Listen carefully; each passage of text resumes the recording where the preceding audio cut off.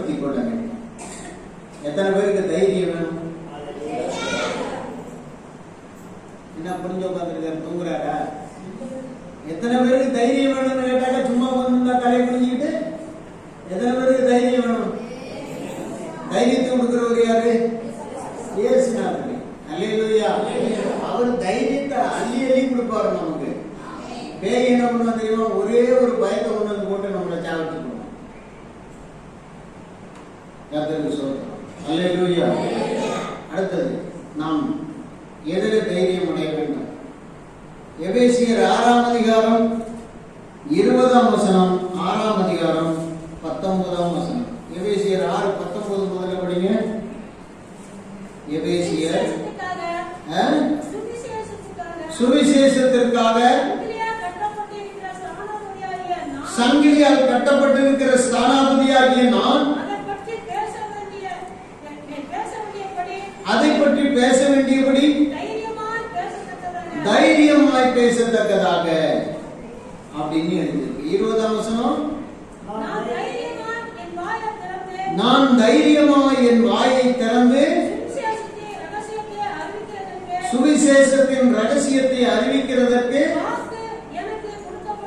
வாக்கு எனக்கு கொடுக்கப்படும்படி எனக்காகவும் விண்ணப்பம் பண்ணுங்கள். அல்லேலூயா. நாம் தேவனுடைய சுவிசேஷத்தை மற்றவர்களிடத்துல தைரியமா பேசணும். அல்லேலூயா. தைரியமா பேசணும். இயேசுதான் உண்மையான தெய்வம் சொல்லு. அப்ப எந்த தெய்வம்னு கேட்டா அதை பத்தி எனக்கு தெரியாது, நான் சொல்ல வந்த இயேசுவை பத்தி கேளுன்னு தைரியமா சொல்லு. இன்னைக்கு ஏன் தெரியுமா அந்த இடத்துல உள்ள ஜனங்க குறைஞ்ச ஜனங்க உட்கார்ந்துருக்கீங்க? நீங்க இயேசு கிறிஸ்துவ பத்தி சொல்ல பயப்படுறீங்க. இயேசு கிறிஸ்து தான் ரட்சிக்கிறவர். இயேசு கிறிஸ்து தான் ரட்சிக்கிறவர். இயேசு கிறிஸ்து தான் விடுவிக்கிறவர். இயேசு கிறிஸ்து தான் பாவ பரிகாரி, பாவத்திற்காக பலியானவர். உன் சாபம் நீங்கணுமானா, உன் பாவம் நீங்கணுமானா இயேசு கிறிஸ்து உன் வாழ்க்கையில வர வேண்டும் என்று தைரியமா உன் ஜாதி ஜனத்துக்கு சொல்லு. அதுக்கு மேல உன்னை கொன்னா கூட நீ சாவு. அதன் மூலமாக நீ பெரிய ஆசீர்வாதத்தை பெறுவாய். நீ மோட்ச பதவியை அடைவாய். அல்லேலூயா. நீ பயந்து பயந்து போனாதான் மோட்ச பதவி அடையாம செத்து போயிருவே தவிர நரகத்துக்கு போயிருவே தவிர நீ தைரியமா சுவிசேஷம் அறிவிக்க வேண்டும். இந்த காலகட்டம் கொஞ்சம் தான், இந்த காலம் கொஞ்சம் தான். எலிசபெத்தம்மா காலம் கொஞ்சம் தான். ராஜமா காலம் கொஞ்சம் தான், இன்னும் கொஞ்ச காலம் தான். இயேசு வந்துட்டாருன்னா நாங்கெல்லாம் போயிடுவோம். நீங்க மட்டும் தான் அந்த சபையை பத்திரமா நீங்களே வச்சுக்கோங்க. நான் சொல்றேன் தைரியமா. ஏன் சொல்றேன்னு தெரியல, கர்த்தருடைய வருகை நெருங்கி போச்சு. அவர் வந்து நாங்க போறதுக்கு தான் ரெடி ஆகிட்டு இருக்கோம். ஐயோ ஃபேன் நான் 10 போட்டனே, 2 லைட்டு போட்டனே, ஸ்பீக்கர் பாக்ஸ் எல்லாம் வாங்கி வச்சனே, ஆம்பிளிஃபையர் எல்லாம் வாங்கி வச்சனே, கார் இருக்குது, எப்படி கர்த்தர் வந்தா எப்படி போக வேண்டி இருக்குமே, எப்படி போறதுன்னு நான் யோசிக்க மாட்டேன். அல்லேலூயா. இயேசு ஒருவர் எல்லாத்தையும் விட்டு இமை பொழுதுல நாங்க போய் சேர்ந்துருவோம். கைவிடப்படாதபடி தைரியமா இயேசு கிறிஸ்துவை பத்தி மற்றவனுக்கு சொல்லு. நான் உனக்கு சொல்றேன்ல தைரியமா.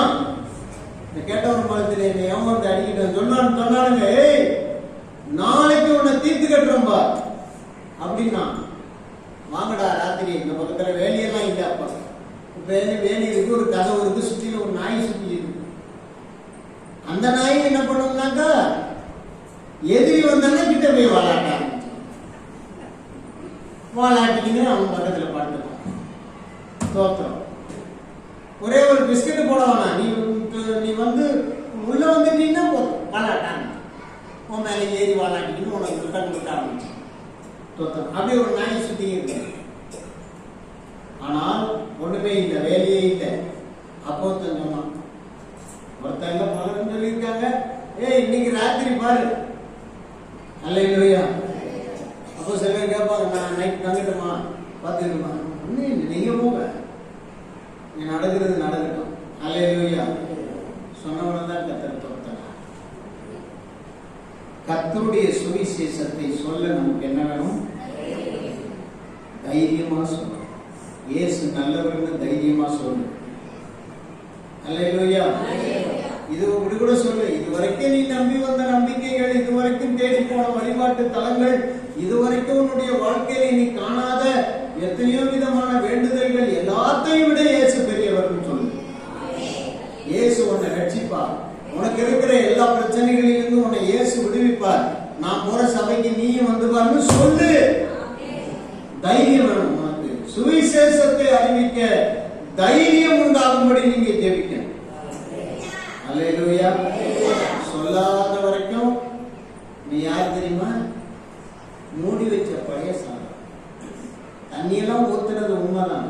ஆனா 2வது நாள் எடுத்து வச்சு சாப்பிடாம 10 நாள் வச்சிருந்தீங்கன்னா அதுக்கு நிலைமை தான். 10வது நாள் உள்ள விட்டு வெளியே தூக்குனீங்கன்னா வளவளையா வரும். அதான் நிலைமை. கடைசியில் அத்தி கொண்டு எங்கதான் விட்டணும்? குப்பையில கொட்டுற மாதிரி. நீ சுவிசேஷத்தை அறிவிக்க தைரியப்படாவிட்டால் நீ பழைய சோறு, மூடி வச்ச பழைய சோறு, உன் சுவிசேஷமும் சரி, உன் விசுவாசமும் சரி, உன்னுடைய நம்பிக்கையும் சரி, நீ இயேசுவை ஏற்றுக்கொண்டேன்னு சொன்னதும் சரி, எல்லாம் பழைய சோத்துக்கு சமானம். 10 நாள் பழைய சோத்துக்கு சமானம். அல்லேலூயா, அல்லேலூயா. சிலர் அதையும் நாங்க குடிப்போமே அப்படின்னு சொன்னா குடி சாவு. நாங்க என்ன செய்ய போறோம்? அல்லேலூயா. நீ ஆண்டவருடைய சுவிசேஷத்தை மற்றவனுக்கு எடுத்து சொல்றது உன் கடமை.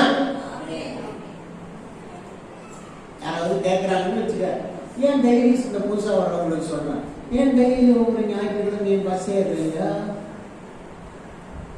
என்ன தராங்க? அல்லேலூயா. வா, நிறைய தராங்க அப்படின்னு சொல்லி தைரியமா இயேசுநாதர்கிட்ட வந்தா எல்லாமே கிடைக்கும்ப்பா, வாப்பான்னு கூப்பிடு. அல்லேலூயா, அல்லேலூயா.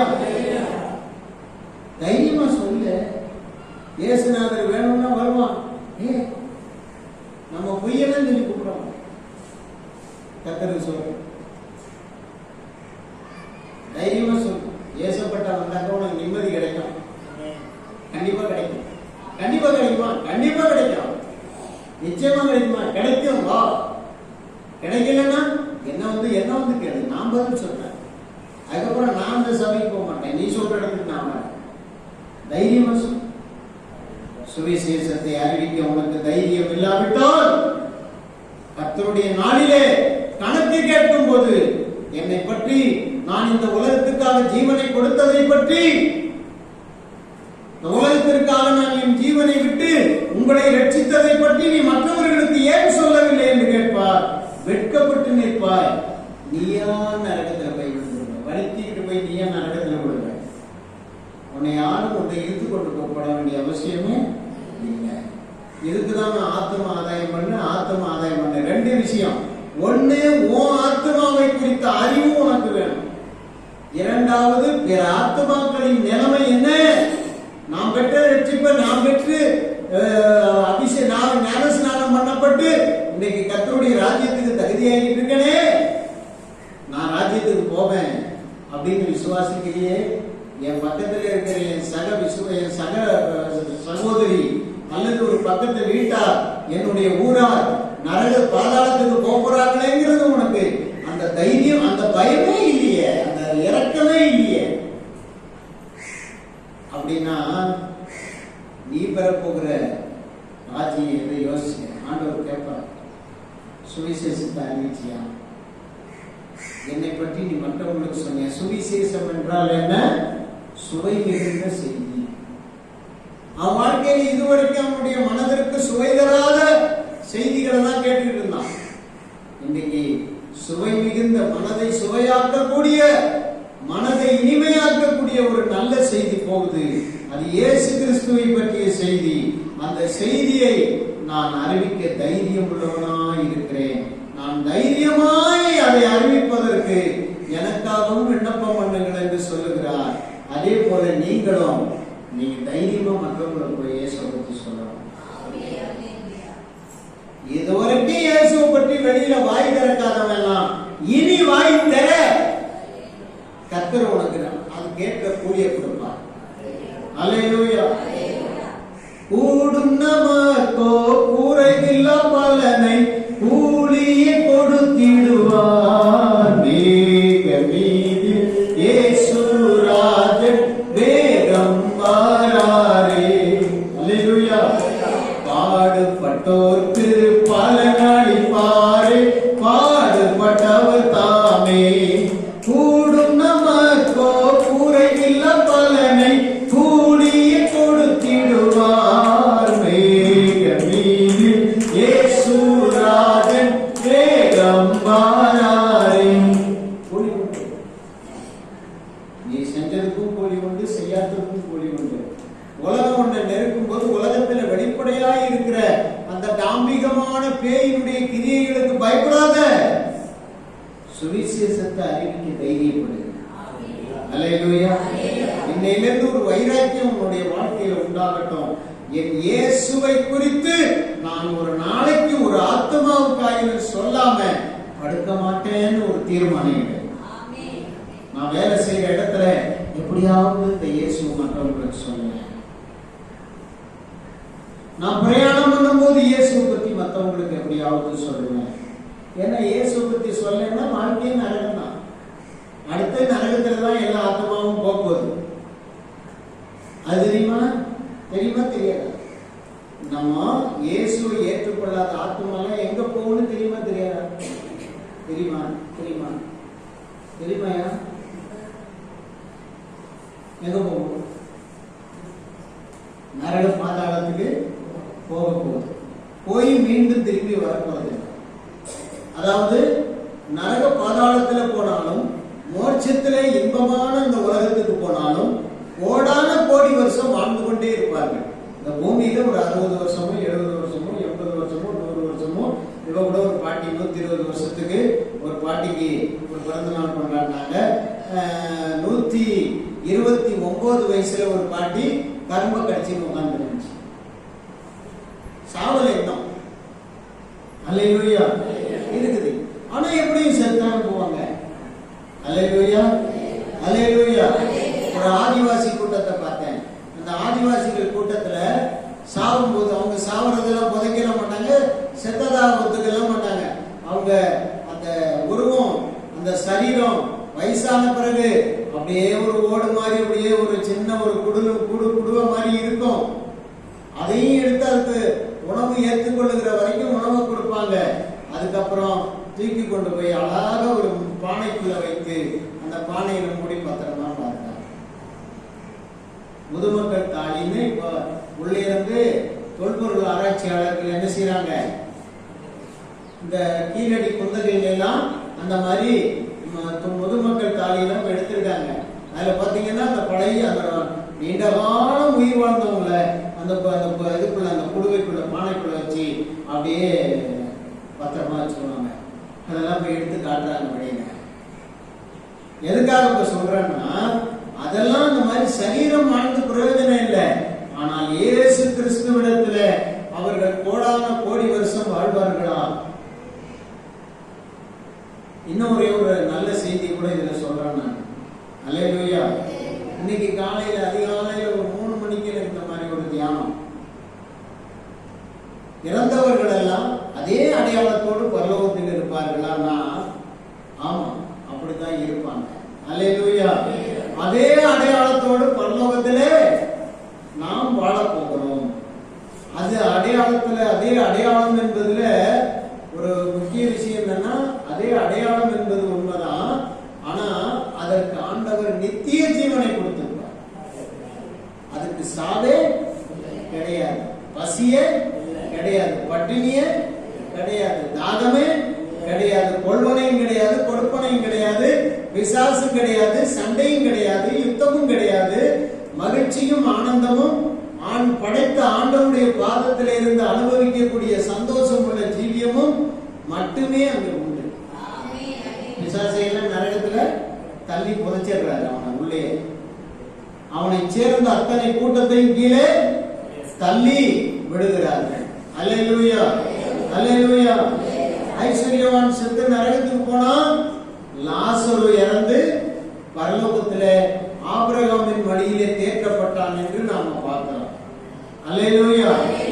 ஐஸ்வர்யவான் பாதாளத்திலே கிடந்து ஆண்டவரை கூப்பிட்டு அந்த லாசருடைய கை எப்படி இருந்துச்சு பூமியில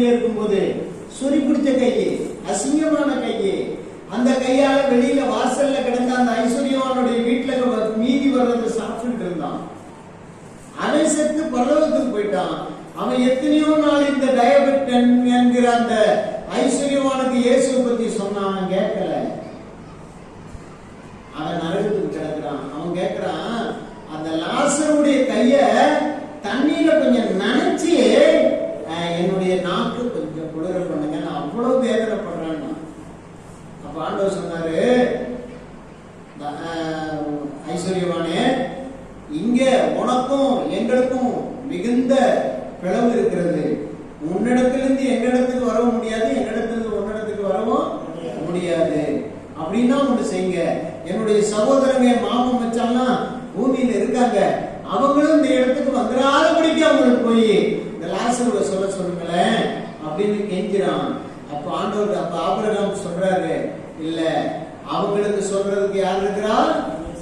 அங்கே மோசேயும், அங்கே ஆபிரகாமும் மோசேயும், அங்கே தீர்க்கதரிசிகளும் அங்கே இருக்கிறார்கள். அப்படின்னா இந்த பூமியில இருக்கிற நான் சொல்றேன், இயேசுவை நீ இங்கேயே கத்துக்க, இங்கேயே ஏத்துக்க, இங்கேயே தைரியப்படு, இங்கேயே இப்படிப்பட்ட நல்ல விஷயத்தை கற்றுக்கொண்டு மற்றவங்களுக்கு சொல்ல தைரியப்படு. அல்லேலூயா, அல்லேலூயா. நரகத்துல போய் உட்கார்ந்துட்டு ஐயோ ஐயோ ஐயோ ஐயோ பாசு சொன்னாரே, பாசு கைய தண்ணியில நனைச்சு என் தொண்டையில விடுனாங்க. பாசு இப்படி முடியாமலாம் இருந்தாரு, நான் சொன்னேன், அவரும் சொன்னாரு, எல்லாம் கேட்கல. நான் அவர் இப்படி இருக்காரு தானே, நம்ம நல்லா தானே இருக்கணும்னு நினைச்சுக்கிட்டு இருந்தேன். இன்னைக்கு நான் இப்படி ஆயிட்டேன், அவரு அப்படி ஆயிட்டாருன்னு அன்னைக்கு யோசிச்சு பிரயோஜனம் இல்லை. தம்பி தங்கச்சி, இன்னைக்கு இயேசுவை ஏற்றுக்க. இன்னைக்கு நான் சொல்றேன், இயேசுவை இங்க நல்லா காது கொடுத்து கேட்டுக்கிட்டு நடக்க போற சம்பவத்தை வெளியில போய் உன் மாமன் மச்சானுக்கு அண்ணன் தம்பிக்கு எல்லாரும் தாத்தாளுக்கு அப்புறம் எல்லாம் சொல்லு. நீ சொல்லல, நாளைக்கு அவன் சொல்லுவான். என்ன சொல்லுவான்? நான் என் பொண்ணுதான் தெய்வமே. அந்த காளிக்கு சபைக்கு போய் வந்தாங்க. ஆனா ஒரு நாள் கூட என்ன கூப்பிடவே இல்லை. என்ன கூப்பிட்டு தைரியமா ஏசுதான் உண்மையான தெய்வம்னு சாதிக்கவே இல்லை. தெரிஞ்சிருந்தா நான் வந்திருப்பேன் அப்படின்னு கோப்பை சொல்லுவாங்க. அல்லேலூயா. உன் சகோதரி சொல்ல போறான், உன் நண்பர்கள், ஒரு சிநேகிதி சொல்ல போறான். இயேசு பத்தி சொல்லாத இருக்கிற வரைக்கும் உனக்கு ஆபத்து. சுவிசேஷத்தை அறிவிக்க இன்னைக்கு ஒரு தைரியத்தை நீ உருவாக்கிக்கொள். தோத்திரம். அல்லேலூயா, அல்லேலூயா. பவுல் துன்மார்க்கனாயிருந்தார், மார்க்க வைராக்கியம் பிடித்தவராயிருந்தார், அநேகரை கொலை செய்வதற்கு காரணராயிருந்தார். கடைசியில் அவரே ஆண்டவர் சந்தித்தார், இயேசுவை ஏற்றுக்கொண்டார். அதுக்கு பிறகு அவர் சும்மா இருக்கல. நான் எல்லாரையும் விரட்டினேன், கொள்ளையடித்த இடம், விரட்டின இடம், எல்லாரையும் துன்பப்படுத்தின இடத்துல போய் நீ இயேசு பத்தி சொல்லாம நான் இயேசுவை ஏத்துக்கிட்டது போதும், இனி எங்க போனாலும் என்ன அடிச்சு கொண்டுருவான்னு இவர் தைரியமா, இவர் பயந்து போய் ஒரு இடத்துல உட்கார்ல. எத்தனை வைராக்கியமாய் கிறிஸ்தவர்களை துன்பப்படுத்த கிளம்பி பாஞ்சானோ. குதிரையில கமாலியத்த அந்த லெட்டரை வாங்கிட்டு எத்தனை வேகமா போய் பாஞ்சி அங்க இருக்கிற கிறிஸ்தவர்களை எல்லாம் பிடித்து இழுத்து கொண்டு வந்து வெளியில துன்பப்படுத்தினானோ, அதை பார்க்கிற வைராக்கியமா இயேசு கிறிஸ்துவை குறித்து சொல்ல தைரியமா புறப்பட்டான். நீ செய்தியா சுவிசேஷத்தை சொல்ல தைரியம். இயேசு பத்தி அடக்கி வைக்காத. மாவு அடக்கி வச்சா என்ன செய்யும்? குளிச்சு போகும். அடைச்சு வைக்காத. மற்றவனுக்கு எடுத்து சொல்லு. நீ அறிந்தபடி சொல்லு. எனக்கு சொல்ல தெரியல, பயப்படாத, தைரியமா சொல்லு. நீ சொல்லு. ஆண்டவர் சொன்னார் இல்லையா, பேசுகிறவர்கள் நீங்கள் அல்ல, உங்களில் இருக்கிற பிதாவின் ஆவியானவரே பேசுவார், உங்களில் இருந்து பேசுவார். சொன்னாரா இல்லையா? சொன்னார்ல. ஆலோசனை சங்கத்துக்கு முன்னால கொண்டு போய் நிறுத்துவாங்க. பயப்படாத, நான் பேசுறேன் உங்களுக்குள்ள இருந்து. நீ தைரியமா வாயை தர, நான் வார்த்தையை கொடுக்குறேன்.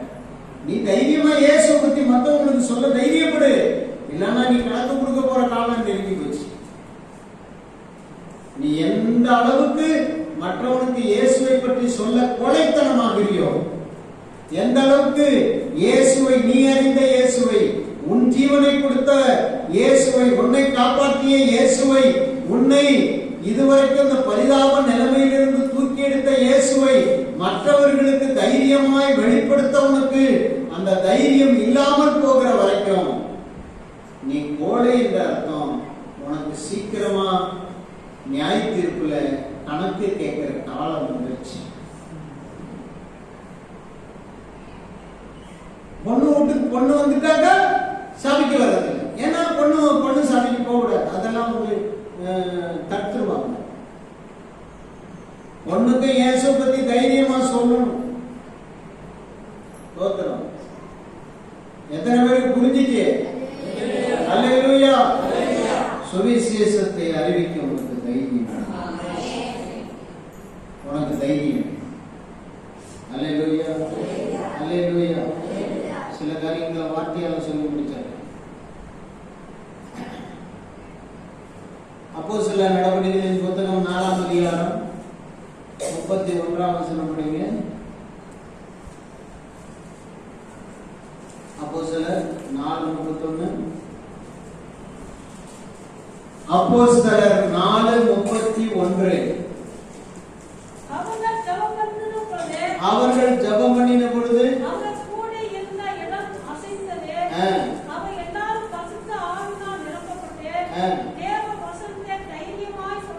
தேவ வசனத்தை தைரியமாய் சொன்னார்கள். அல்லேலூயா, அல்லேலூயா. தேவ வசனத்தை சொல்ல தைரியம்,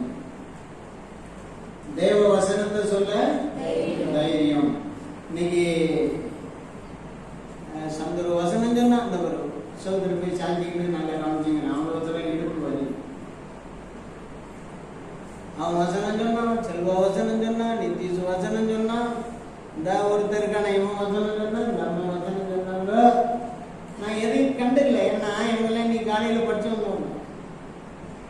எனக்கு தெரியும். இதுக்கே நேரத்தை போய்க்கிட்டு என் தொண்டை தண்ணியை போய்க்கிட்டு நான் எவ்வளவோ சொல்லி பார்த்துட்டேன். இன்னைக்கு காலையில வசனத்தை படித்த லூசுகள்கிட்ட நான் என்ன பேசுறேன்? அல்லேலூயா.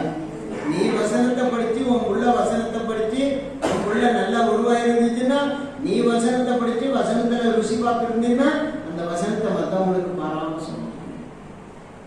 இயேசு பத்தி எப்படி சொல்லுவேன்? அல்லேலூயா.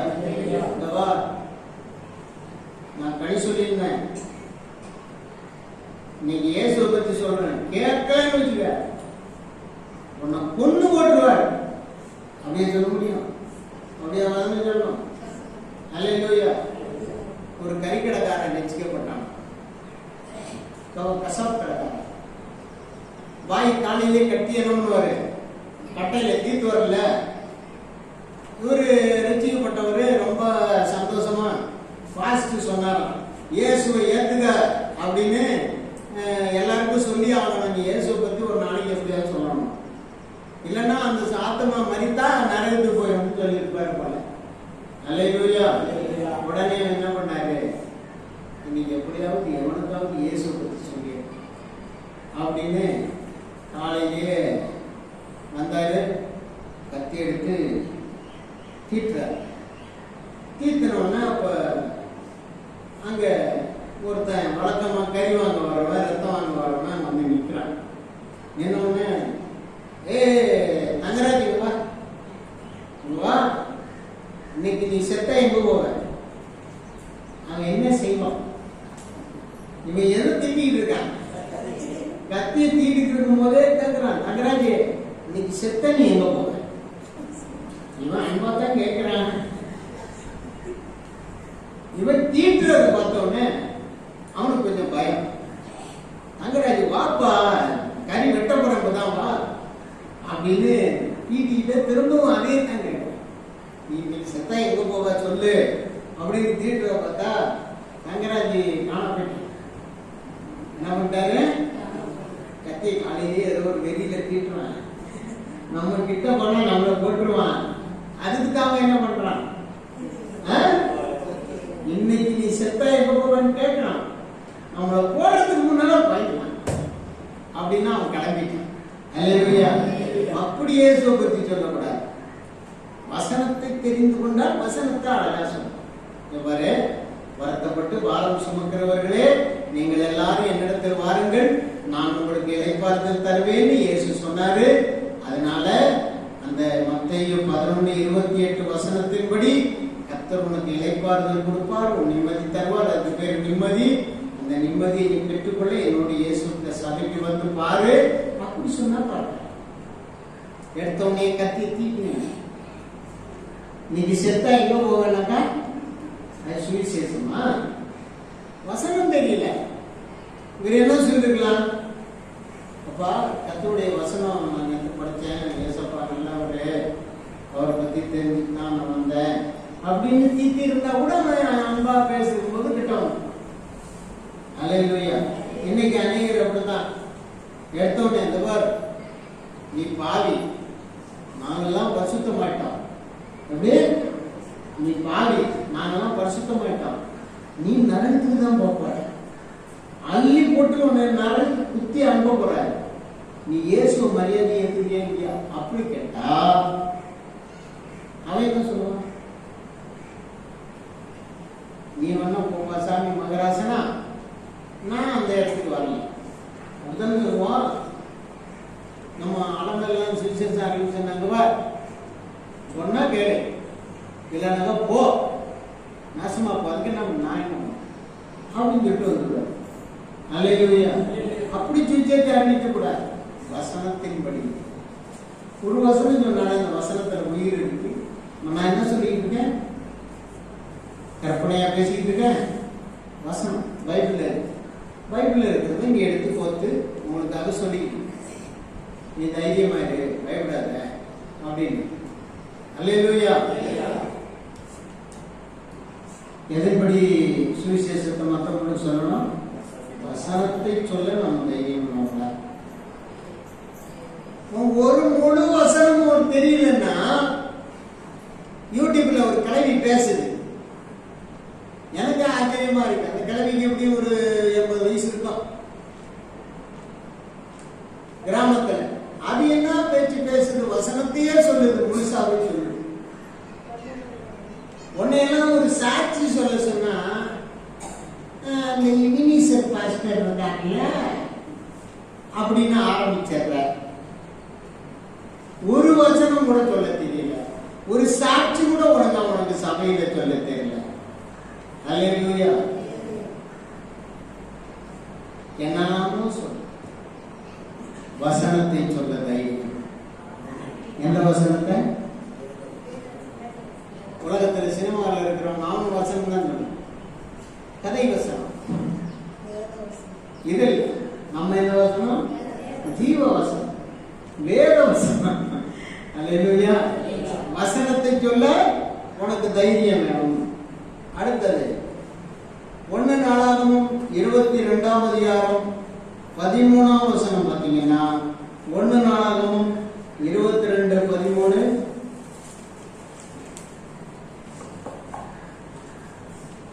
கர்த்தர் இஸ்ரவேலுக்காக